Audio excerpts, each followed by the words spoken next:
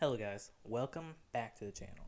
Now today I'm going to bring you episode 3 of Ranking of Kings, and this show just continues to be quality, I gotta say.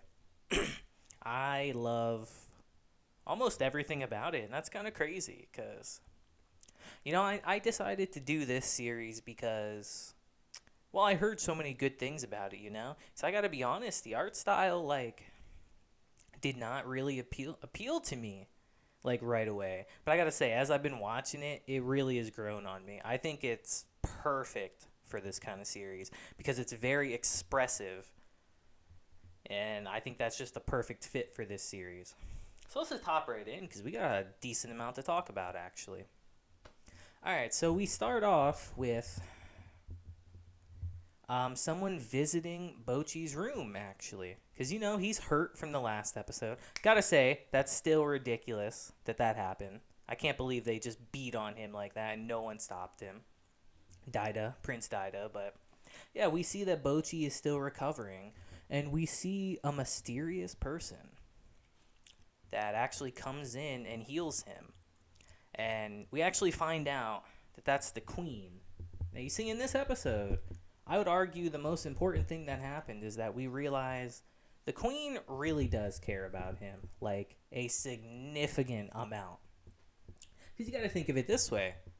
Bojji was around when she just first became queen and all that. So they've had a relationship long before Daida was even born yet. And as every relationship starts, it's a rocky one. Bojji doesn't open up to her. Because why would he, He lost his real mom, and this is just someone coming in to be like, hey, I'm your new one. Most people aren't going to like that at first. So, he's incredibly distant. And just doesn't trust her and all that. But she, as the new queen, of course wants to bond with her new stepson. So she's going out of her way to try to interact with him and all that, and just nothing's working. Until one day, actually, Bojji comes upon an injured snake. Two-headed one at that. That's definitely interesting.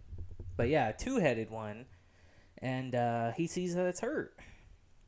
And the queen, seeing this, thinks, oh, the snake's going to hurt him. So she kicks the snake away. That actually makes Bojji sad. He starts crying, as you would expect. And then she finally starts to understand him a little bit. So she's healing the snake. And in this moment is when they finally start coming together a bit. They finally start forming a bond, in a way. And then after that, Bojji just really takes to her. And it's really in this scene that we realize that she does care about him, but she just worries too much about him, He is deaf. He can't really talk or anything, so of course she's going to be worried about him. Once Daida was born, she started to become distant, And I hope that gets explained why, because it's kind of ridiculous. We see in the past that she cared about him so much. She literally went out of her way for so long to try to get this kid over on her side, for him to like her.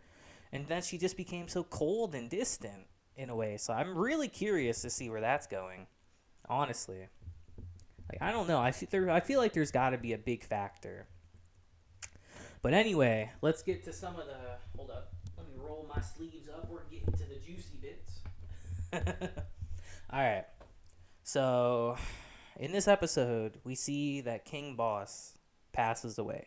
He dies. Very sad. Everyone's devastated. Everyone's gathered in his room. But who do we see in this situation? We see something that I think most people would be freaked out if they saw. We see a mist start coming out of his mouth as he's dead. And it's revealed to be, it looks like a devil. Now, the implications of that and what that ensues, we don't know. But he comes out and he's freaking everyone out, as you would. If I think if a devil came out of anyone else's mouth, anyone would be freaked out. I know I would. But no, he doesn't say anything. But he just looks at them all, and then he points at Bojji, and then just starts laughing. So that really leads me to think, what's going on here, It's mega suspicious. And then he just vanishes all of a sudden. So I'm very curious to know the implications of that. Like, why would the former king have a devil inside of him, you know? Really makes you think, like, maybe he's not as up and up as we all initially thought so, because why would that be the case, you know? So I assume we'll find that out in the next couple episodes. But that's definitely something to take note of, because that's very strange to say the least, you know? But alright. In this episode, we also see that Bepin, who confronted Kage in the previous episode, found him again, honestly, and he actually captured him. Which sucks, because it really makes you think. Yeah, let me say it. He captures him, and then he actually goes to Bojji and lies to him and says, hey, this was your friend. This is a message from him. He told me he's going on a long journey and that he'll never see you again. Which really sucks. It really sucks, man. And Bojji just doesn't believe it right away, you know? So he goes and investigates the situation. And eventually, he actually reunites with that snake that we saw in the scene earlier. Except this time it's massive. It's massive. It's like 100 times bigger than it was originally. So that's definitely something interesting. But no, he tells him, because he's indebted to Bojji for saving his life earlier, that no, your friend is still alive, but he was sent away on a long journey, as they say, and that he's safe. But Bojji just he can't handle that. So he goes on a journey to try to find him. Or at least he tries to. Until the queen, being overprotective as she is, denies it and says, no, you can't go out there. You're deaf. You can't talk. You're not going to make it out there. You're not strong. And this just devastates Bojji. And it's in this scene that we come to find out just their past with each other and just how much she actually does care about him. Because before, I'll be honest, she's totally just mean to him, just cold-hearted to him. And it's kind of ridiculous. She's supposed to be his mother, and she treats him this way. It's kind of sad if you think about it. But we also saw earlier in the episode, though, that in the king's will, actually, he wanted Bojji to be the king. And the queen overrode his will and said, no, I don't want him to be king. He's not fit for it. I want my other son to be king. Which completely devastates Bojji, as you would expect. That's basically a slap in the face, if you think about it. And it really shows the dichotomy of the queen. Like, we see in this episode that she clearly cares about him, but then she does this kind of stuff, you know? So is she just overprotective, or I don't know. What's her motive? That's what I feel watching this, you know? So I'm very curious to figure that out eventually, because it's strange, you know? We see that she clearly cares, but just the past couple years, she's just been so cold. So there's got to be a reason for it. But for now, we can only speculate. Alright, and then under the new orders of King Daida, who got the crown instead, to the sadness of Bojji. Which that scene was so sad, guys. That scene was very sad, seeing him run out in tears. It's just, man, watching this show, you really just want to protect Bojji, man. He is like one of the best characters in the show by far. And every time I see him sad, it makes me sad. Which, actually, before we get into what Daida says, let me get into that. Just how well this show works at expressing emotions without saying anything.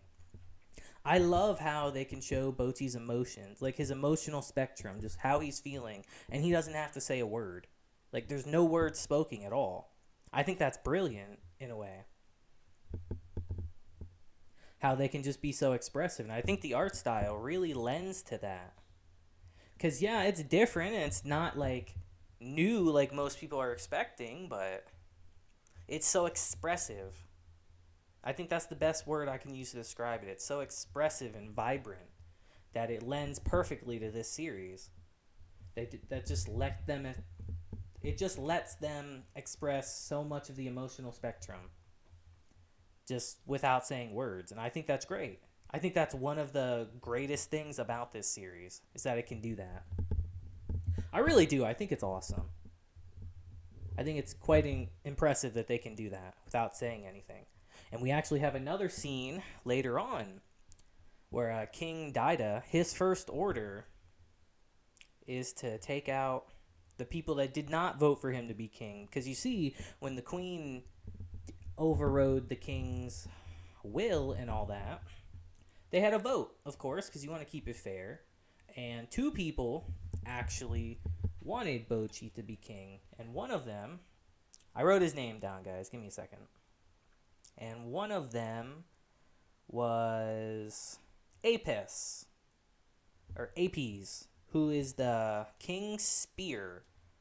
You know, the original King's Spear, who apparently has a soft spot for Bojji. And yeah, the King Daida orders Bepin. That's his name, correct? I wrote his name down too. Yes, Bepin. He orders Bepin to eliminate them, aka kill them.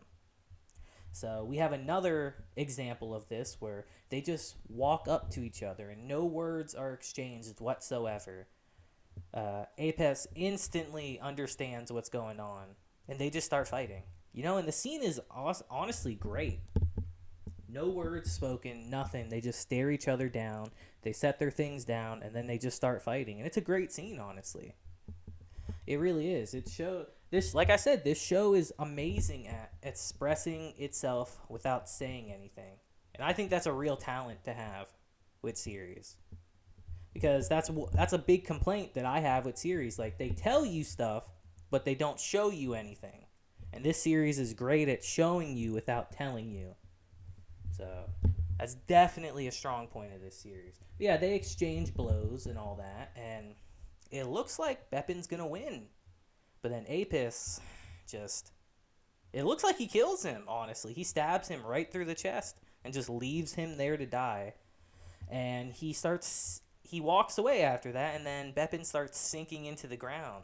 So it's believed he's dead for right now, but I don't know. That's pretty suspicious. Most people don't start sinking into the ground when they die. So I can only believe that he's not dead and he'll come back, but it really makes me think, like, what's his position in all this?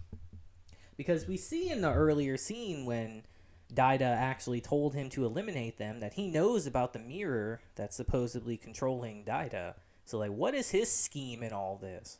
You know, he clearly knows more than he's letting on. So it just really makes me think that Bepin might actually be our antagonist of the show, but we'll have to wait and see, because Daida's pretty shit. Like, this kid is just ridiculous. He's just so arrogant and full of himself. It's kind of absurd. He even wants to ship Bojji away. So he has no competition, which is ridiculous. I gotta say, the worst part of this show so far is definitely Daida. Daida is just, he's not a very good character right now at all. I do not like him. So we will see where it goes, but for now, he's a big L. Big L. And yeah, our episode really just ends with the queen, after going through her memories with Bojji, and finally understanding, like, hey, this is what this kid needs. He needs to be able to go out into the world and express himself to find who he is. She does reluctantly agree to let him go. But he has to have two escorts, which are Domas and this new character who we've seen before, but who looks really goofy, I'll be honest. He'll probably be the comedic relief, but yeah, he sets out on a journey with them. And that's how our episode ends, you know? I'd say it's more of a hopeful ending than last week's, for sure, or last episode. Last episode was really sad. This is more hopeful. But then, as our episode ends, Queen Hiling gets a premonition that something bad's going to happen. You know, so it's hopeful with a bit of danger included in it, you know? So it really begs the question, like, what's going to happen? You know, where are we going? Where's this story going? I assume we're going to go on Bojji's adventure with him. Are we going to find Kage? Is something going to happen at the kingdom? We'll have to wait and see. But honestly, you guys let me know what you thought about it. I thought it was a good episode, you know? I definitely think the strongest points are seeing the Queen and Bojji's relationship, because, like I said earlier, she's just so mean to him all the time. So to see that she really cares, at least to an extent, is, I wouldn't say it's relief, but it really just makes you think, like, why is she being this way then? You know? So I don't know. You guys let me know what you think in the comments. I mean, a lot of you have probably seen the episodes ahead of this one, but I don't know. If you're watching this along with me, let me know what you think, because I don't know. That's what I'm the most curious about so far. Like, why would she be the way she is? But yeah, guys, let me know in the comments what you thought about it and how you thought about the video, honestly. I'm trying some different stuff this time. You know, we're getting bigger and better every time. We always got to improve. That's the goal. Improve in every video. If you like these kind of videos, leave me a like and all that. Like, I know, it's not the best to ask for that stuff, but it shows me that you guys are invested and you're interested in what I'm doing. And if you don't, it means, all right, maybe I try something different, you know? It's just a way of gauging how you guys feel with stuff. So yeah, by all means, leave me a like, hit that bell button so you get notified, because YouTube is terrible at notifying people. Like, it's crazy. I know you've probably heard it from a ton of people, but they're awful. Like, sometimes the videos get recommended to people and sometimes they don't at all. So constantly come check the channel, guys, because I'm uploading every day. So there'll always be something for you to sit down and enjoy. Yeah, guys, I think that'll be it for today. I can't wait for episode 4. So I gotta say, this series has really, really grown on me. Like I said in the beginning, I didn't know if I'd like it, honestly, because the art style is definitely different. Especially compared to nowadays when everything is so crazy looking. Everything looks incredible nowadays. And this art style is really retro. It's like, it really does feel like a 90s series. But like I said, that lends to its charm. But yeah, guys, until the next one, when we do episode 4, hopefully tomorrow, I hope you all have a great day, week, month, and year. And until then, deuces, and have a great day.